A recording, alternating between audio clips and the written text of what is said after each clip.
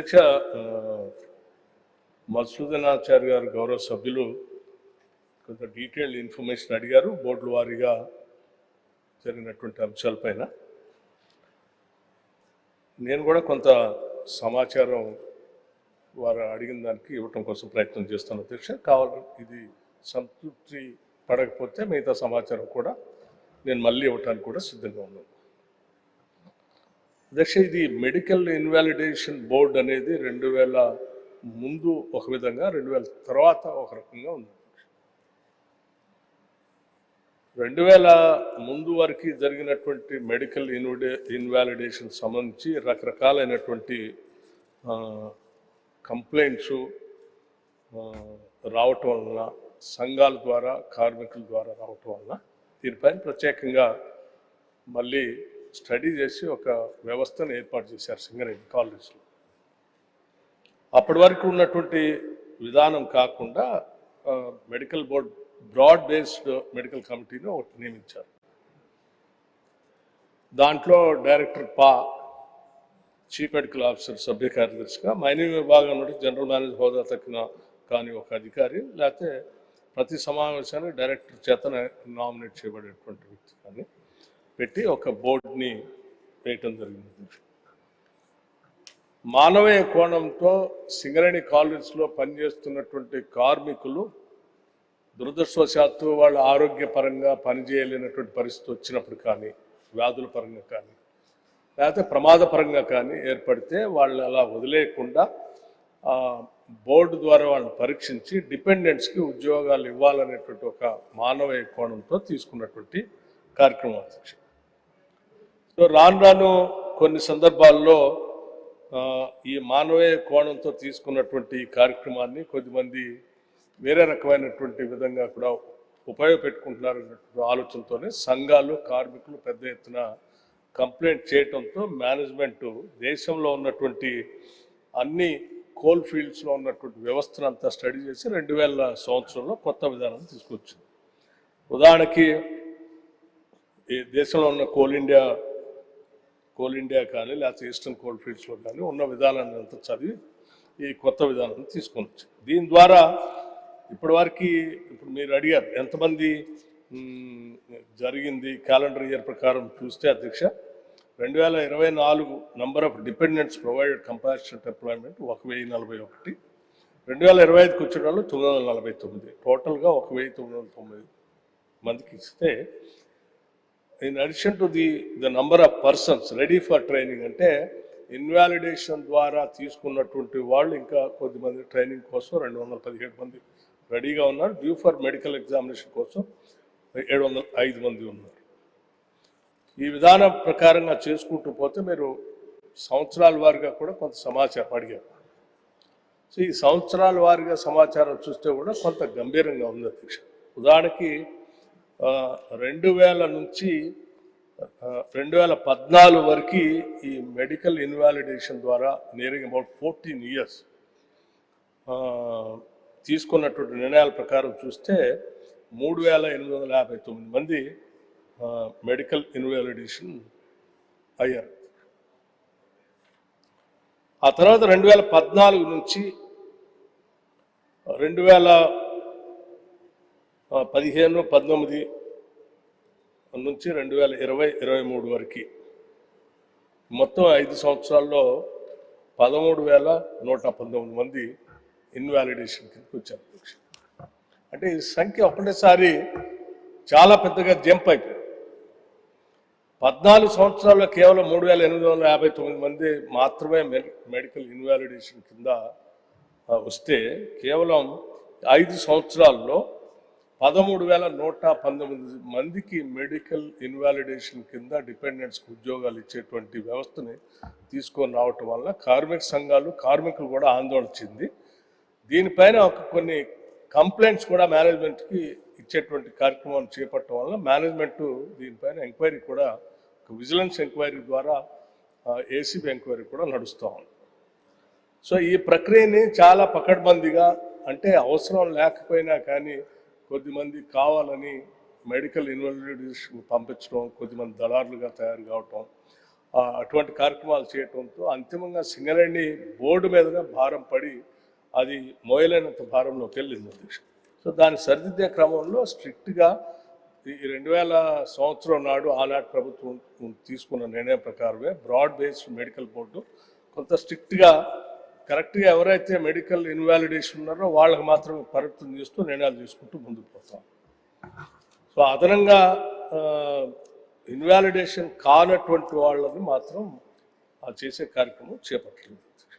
దీనివల్ల మనం అందరం సింగరేణి కాలేజ్ సంబంధించి ఆడ ఉన్నటువంటి కార్మికుల గురించి సింగరేణి సంస్థ గురించి కూడా మనం అందరం సీరియస్గా ఇక్కడ ఉన్నటువంటి సభ్యులు గౌరవ సభ్యులంతా కూడా మానవీయ కోణంతో ఆలోచించేటువంటి వాళ్ళే. సో నేను మీ అందరికి కూడా ఒక విషయం, ఈ సింగరేణి కాలనీస్ని పెద్ద ఎత్తున రక్షించుకోవాల్సిన అవసరం, ఎందుకంటే ఈ రాష్ట్రానికి సంబంధించినటువంటి అతిపెద్ద ప్రభుత్వ రంగ సంస్థ, కొన్ని వేల మందికి ఉద్యోగాల అవకాశాలు కల్పించేటువంటి సంస్థ, ఒక శతాబ్ద కాలం పైబడి ఈ ప్రాంతానికి అంది వచ్చినటువంటి సంస్థ. దీని భవిష్యత్ తరాలకు కూడా మనం అందించుకోకపోతే చాలా ప్రమాదంలో పడేటువంటి అవకాశం కూడా ఉంది. అందుకోసమే మనకి ఈరోజు మారినటువంటి పరిస్థితుల్లో, గ్లోబలైజేషన్లో, ప్రైవేటైజేషన్లో coal availability government of India వాళ్ళు కూడా కొన్ని విధానపరమైన నిర్ణయాలు తీసుకున్నారు. ఆ విధానమైన నిర్ణయాల ప్రకారం 2-3 సంస్థల నుంచి, వ్యవస్థల నుంచి కూడా తక్కువ ధరకి కోల్ దొరికేటువంటి ప్రాంతంలో తీసుకున్నటువంటి వ్యవస్థని భారత ప్రభుత్వం కూడా వెసులుబాటు కలిగించింది. ఎప్పుడైతే ఈ వెసులుబాటు కలిగించిందో అప్పుడు కాంపిటేటివ్ వ్యవస్థ ఈ రాష్ట్రంలో ఏర్పడింది. ఇలా చూసినప్పుడు అధ్యక్ష, కోల్ ప్రొడక్షన్ మనకున్నటువంటి సంఖ్యకి, కోల్ సింగరేణి కాలేజ్లో ఉన్న సంఖ్యకి, ప్రొడక్షన్కి తీసుకుంటే coal per ton production cost variation దేశంలోనే చాలా పెద్ద ఎత్తున కనిపిస్తాం. ఉదాహరణ, సింగరేణి కాలనీస్లో కోల్ ప్రొడక్షన్ సంబంధించి 4088 రూపాయలు పడతా ఉంటే పర్ టన్, కోల్ ఇండియా సంబంధించి 1605 రూపాయలకే దొరుకుతాం. అట్లాగే వెస్ట్రన్ కోల్ ఫీల్డ్స్ సంబంధించి కూడా చూస్తే 2169కే దొరుకుతాం. ఇంత డిఫరెన్స్ వచ్చినప్పుడు ఈ జెన్కో అంటే థర్మల్ పవర్ స్టేషన్స్ కానీ మిగతా ఇండస్ట్రీస్ కానీ మార్కెట్లో ఎక్కడ తక్కువ కోల్ దొరికితే అక్కడ కొనుక్కునే పరిస్థితులు ఉత్పన్నం అవుతాం. దానికి తోడు ఇంపోర్టెడ్ కోల్ కూడా వాడాలని కూడా భారత ప్రభుత్వం కొన్ని కండిషన్ పెట్టింది. సో అది కూడా ఇంకా మోర్ క్వాలిటీతో తక్కువ ధరకి, దీనికంటే తక్కువ అందుబాటులో వచ్చిన పరిస్థితి ఉత్పన్నమైతే, ఉదాహరణకి మనం సింగరేణి కాలనీస్ నుంచి ఉత్పత్తి చేసేటువంటి కోల్ దాదాపు 60 మిలియన్ టన్స్ని మనం ఎక్కువ మొత్తంలో జెన్కోను మిగతా ఇతర ప్రభుత్వ సంస్థలే తీసుకుంటున్నాం. కానీ ఈ తీసుకునే క్రమంలో బయట మార్కెట్లో దొరికే కోల్ కంటే ఎక్కువ ధరకి ఇవాళ మనం కోల్ తీసుకొని ఆ కోల్తో థర్మల్ పవర్ ప్రొడక్షన్స్ చేసుకుంటూ పోతాం.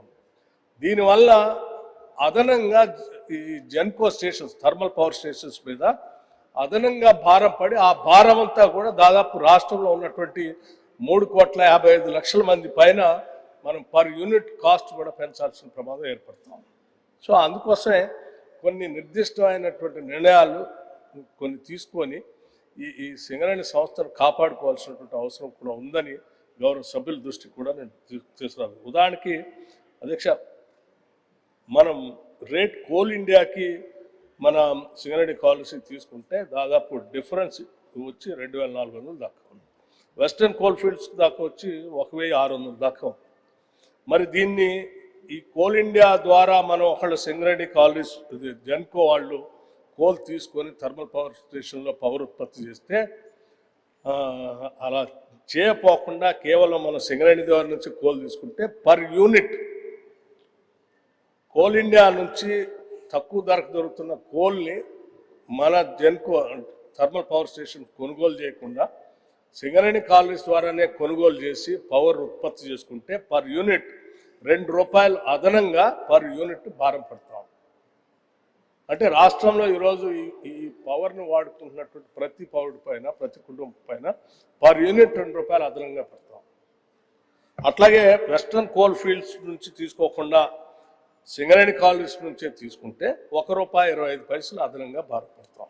అంటే ఇంత భారం పడుతున్నప్పటికి కూడా సింగరేణి కాలనీస్ మందే, ఇటు జెన్కో థర్మల్ స్టేషన్స్ మనే, దాన్ని రక్షించుకోవాలి, దీన్ని రక్షించుకోవాలా, ఈ రెండు కూడా ఈ రాష్ట్ర ప్రజలకు సంబంధించినటువంటి వాళ్ళు.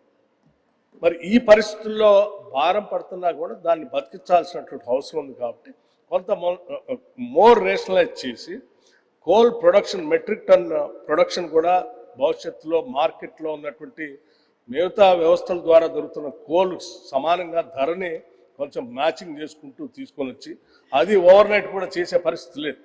Over a period of time స్లోగా దాన్ని మ్యాచ్ చేసుకుంటూ వచ్చి దాన్ని బతికించుకుంటూ దీన్ని బతికించుకుంటూ ముందుకు తీసుకొని పోగలిగితేనే భవిష్యత్ తరాలకి మనం న్యాయం చేసినటువంటి వాళ్ళు అవుతాం.